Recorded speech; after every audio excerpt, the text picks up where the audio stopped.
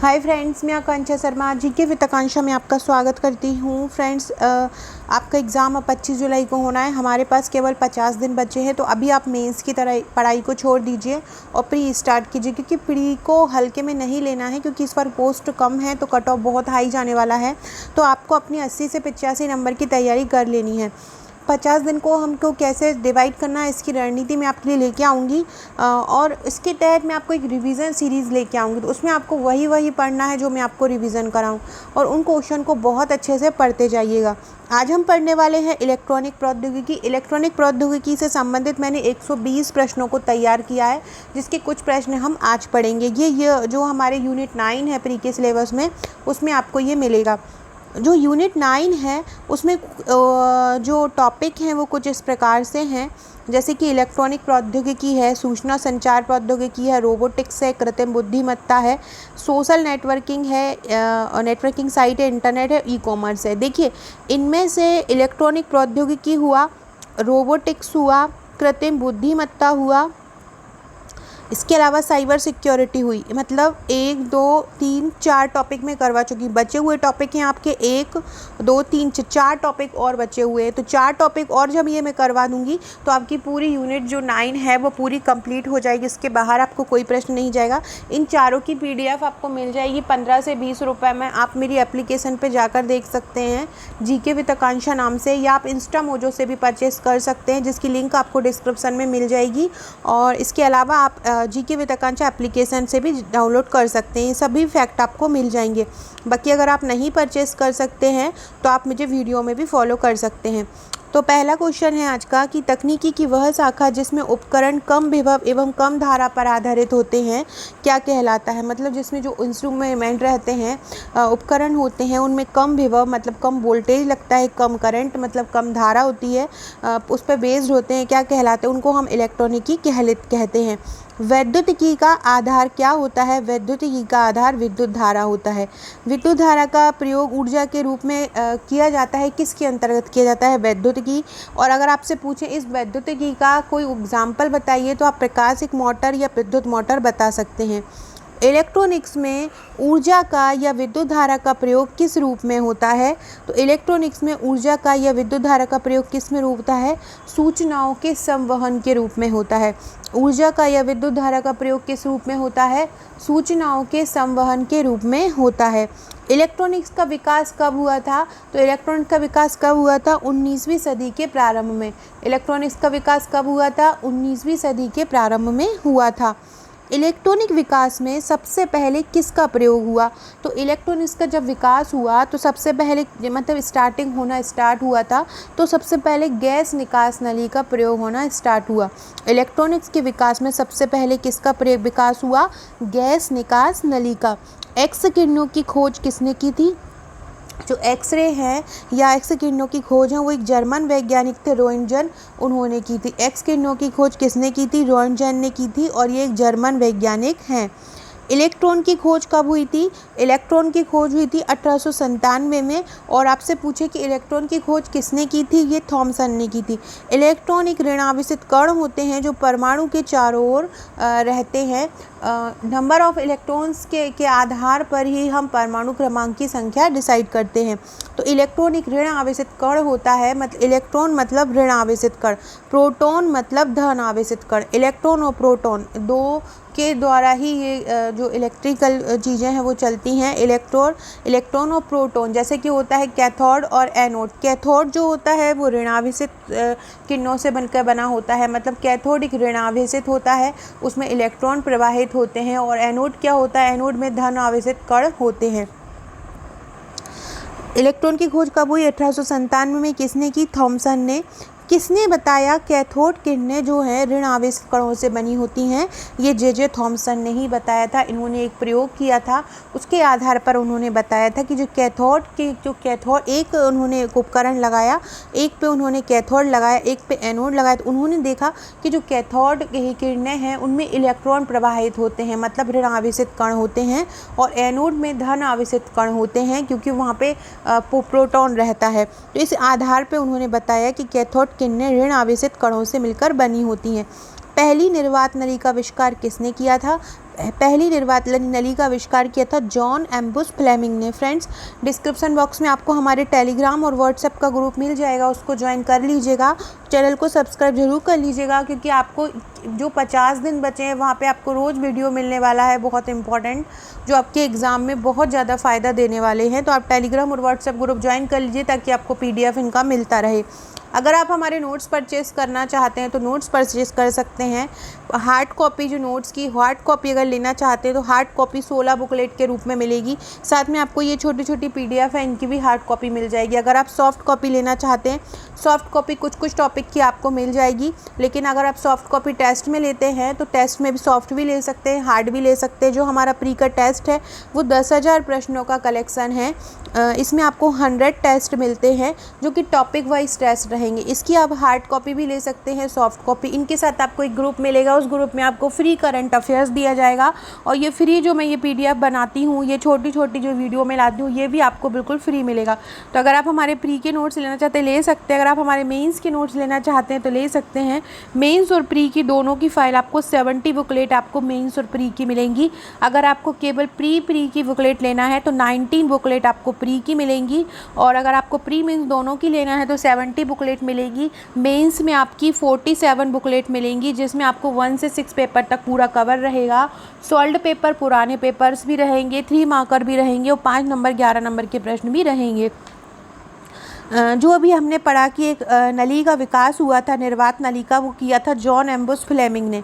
अब ये जो नली थी वो किस प्रकार की थी? 2 इलेक्ट्रोड वाली थी। एक ट्रायोड का पेटेंट किसने कराया? एक ट्रायोड का पेटेंट कराया था ली डी फॉरेस्ट ने। एक ट्रायोड का पेटेंट किसने कराया था? ली डी फॉरेस्ट ने कराया था।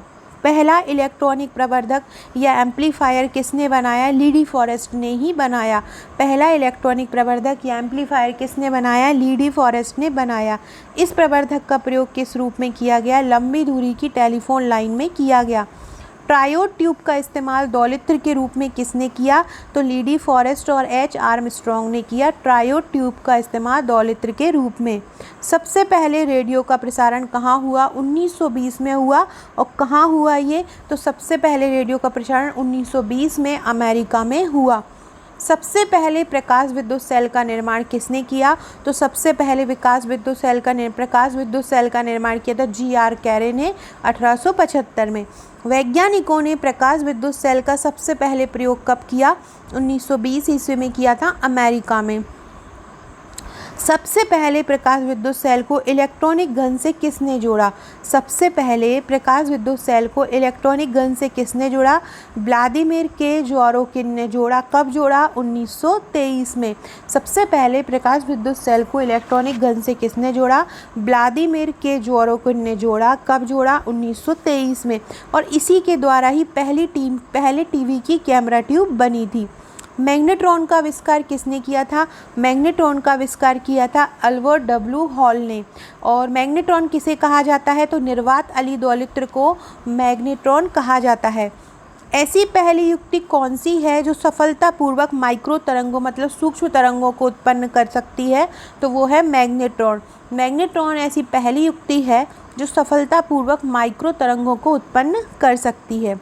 और मैग्नेट्रॉन किसको बोलते हैं? निर्वात नली दौलित्र को बोलते हैं। निर्वात नली का प्रयोग करने वाला पहला कंप्यूटर कौन सा है? तो सबसे पहले निर्वात नली का प्रयोग किसने किया था? ENIAC कंप्यूटर ने किया था 1946 में। याद रखिएगा, बहुत इम्पॉर्टेंट है कि निर्वात नली का प्रयोग करने वाला पहला कंप्यूटर कौन सा है? तो ENIAC है, 1946 ईस्वी में ये बना था। और ENIAC का फुल फॉर्म आपसे पूछे तो क्या होगा? E से हो जाएगा इलेक्ट्रॉनिक, N से हो जाएगा न्यूमेरिकल, I से हो जाएगा इंटीग्रेटर एंड कंप्यूटर। तो ENIAC क्या होता है? Electronic, numerical, integrator and computer. Full form भी याद रखिएगा।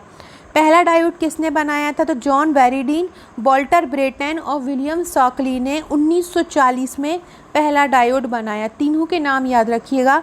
John Bardeen, Walter Brattain, William Shockley ने 1940 में बनाया।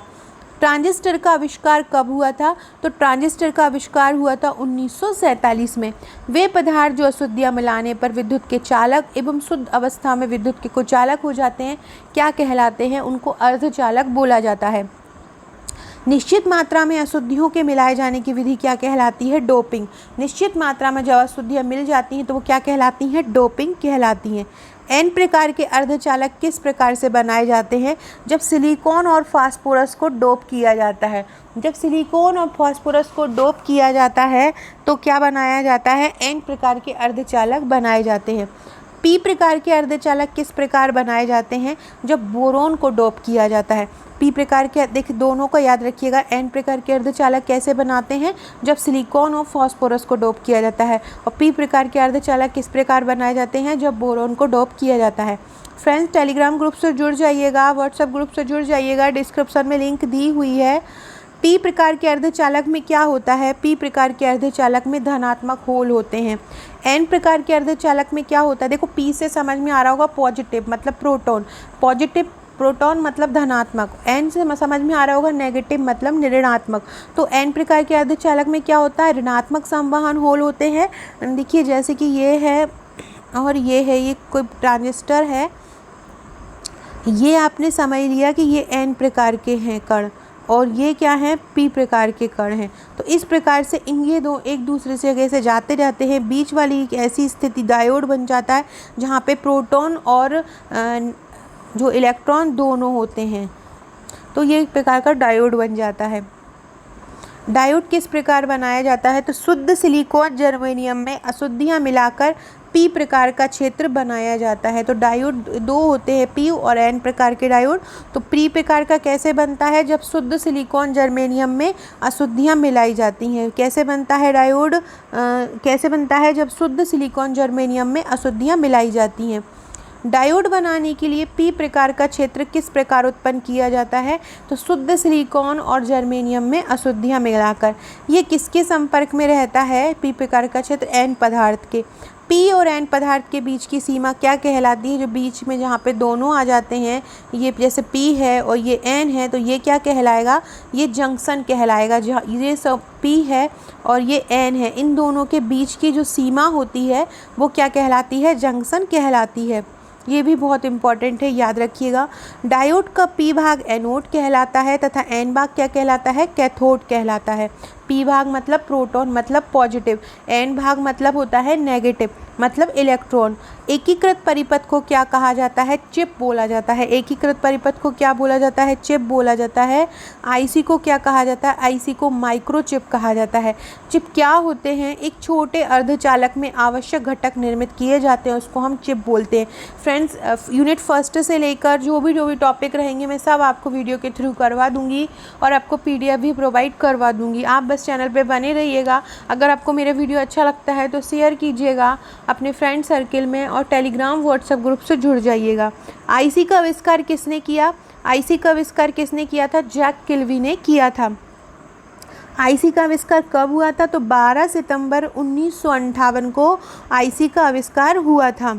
अतिचालक की खोज कब हुई थी? अतिचालकता की खोज या अतिचालक की खोज 1911 में हुई थी और किसने की थी? कैमरलिंग ओन्स ने की थी।